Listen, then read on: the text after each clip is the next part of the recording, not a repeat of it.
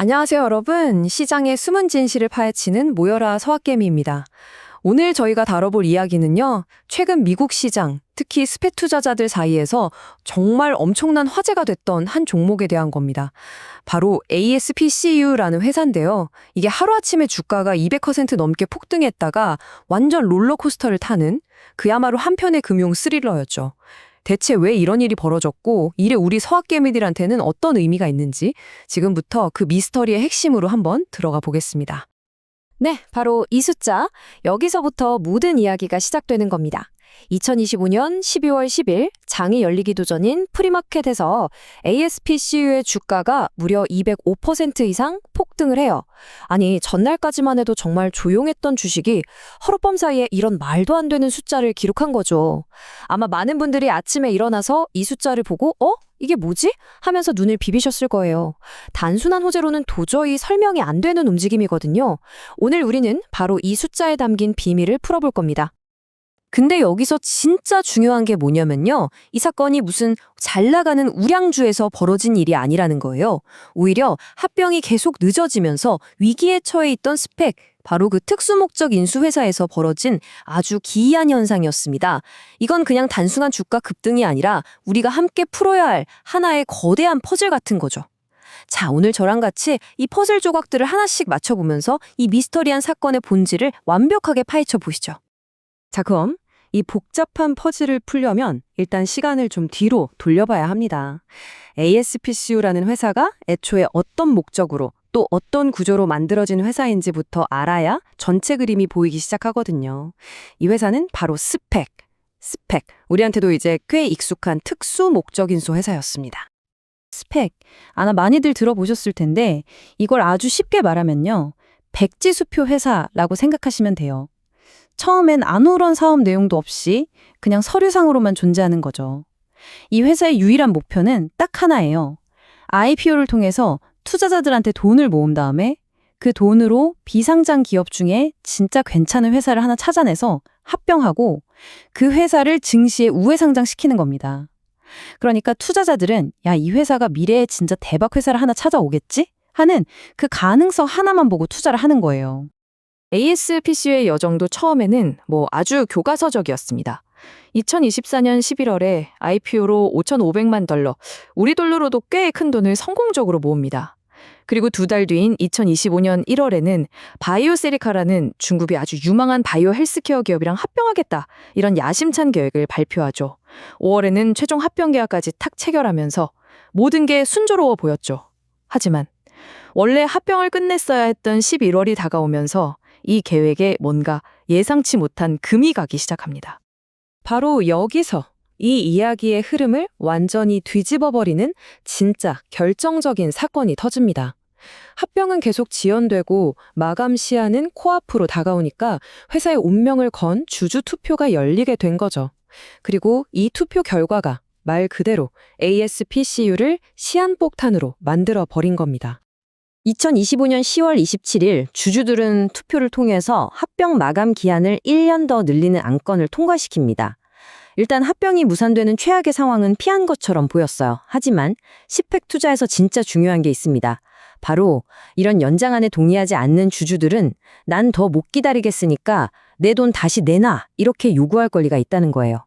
이걸 바로 상환권이라고 하는데 이게 모든 사태의 도화선이 됩니다. 바로 이 숫자 570만. 이게 뭘 의미하냐면요. 더 이상은 못 기다리겠다, 내 돈 돌려달라고 외치면서 상환을 요청한 주식의 숫자입니다.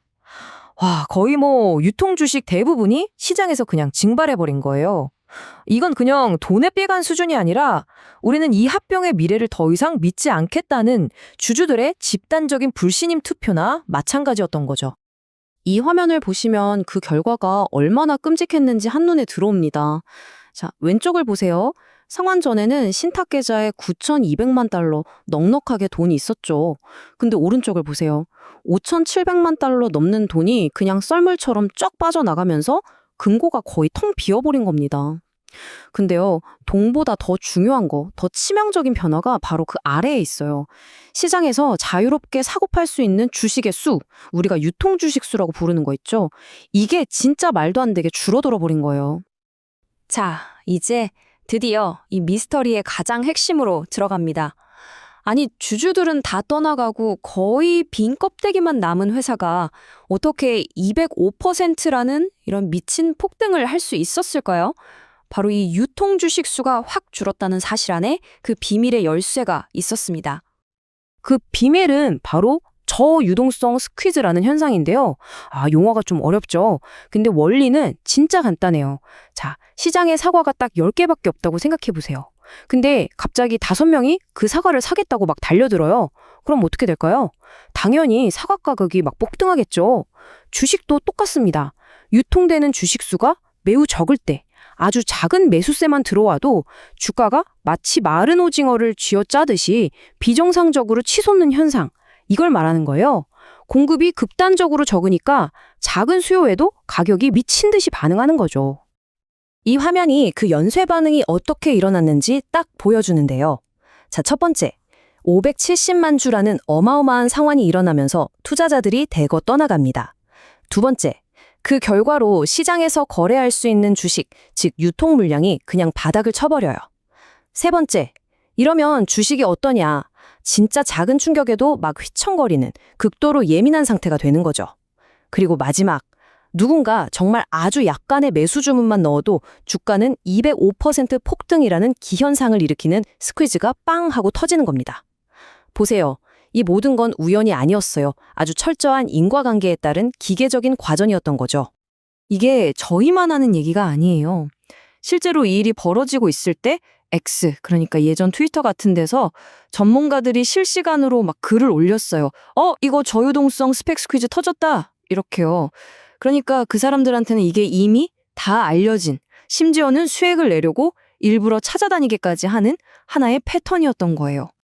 동시에 시장 전문가들은 이 위험한 불장난에 대해서 진짜 강력하게 경고를 했습니다. 한 분석가는 이 주식을 두고 안전핀이 뽑힌 수류탄을 서로 주고받는 것과 같다고 표현했어요. 와, 진짜 소름 돋는 비유 아닌가요? 언제 터져서 내 모든 걸 앗아갈지 모르는 이 극단적인 변동성을 정말 정확하게 짚어낸 표현이죠. 폭탄 돌리기의 마지막 사람이 되지 말라는 그런 무서운 경고인 겁니다. 자, 이제 미스터리는 다 풀렸습니다. ASPCU의 주가 폭등은 회사의 가치가 올라서가 아니라 이 수급 구조가 완전히 꼬여버리면서 생긴 신기로였다는 거죠.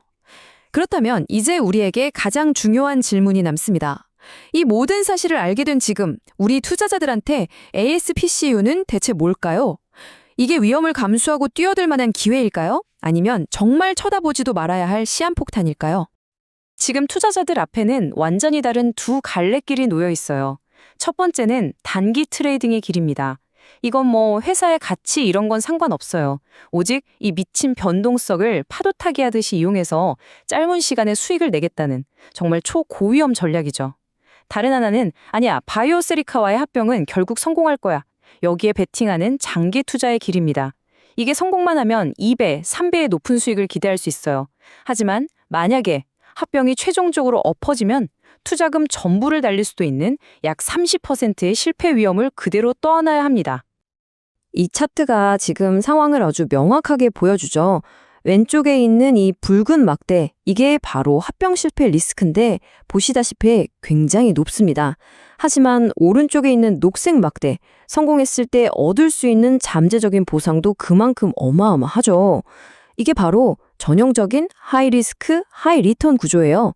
이런 투자는 정말 자기가 감당할 수 있는 사람만 해야 하는 아주 특별한 영역이라고 할 수 있죠. 오늘 이 분석을 통해서 우리가 꼭 기억해야 할 가장 중요한 교훈은 바로 이겁니다. 그냥 주가가 와, 205% 올랐다, 이 결과만 보는 건 아무 의미가 없다는 거예요. 그 숫자 뒤에 숨어있는 오해를 이해하는 게 100배, 1000배 더 중요합니다. 주식 상환 규모가 얼마였는지, 신탁 계좌에 돈은 얼마나 남았는지, 그리고 그래서 유통 주식 수가 몇 주나 되는지, 이런 근본적인 데이터를 확인할 줄 알아야만 우리가 이런 시장의 함정을 피하고 진짜 기회를 잡을 수 있는 겁니다. 오늘 우리는 ASPCU라는 한 스펙이 겪은 이 드라마 같은 사건을 통해서 저유동성 스퀴즈라는 현상을 아주 깊이 있게 파헤쳐 봤습니다.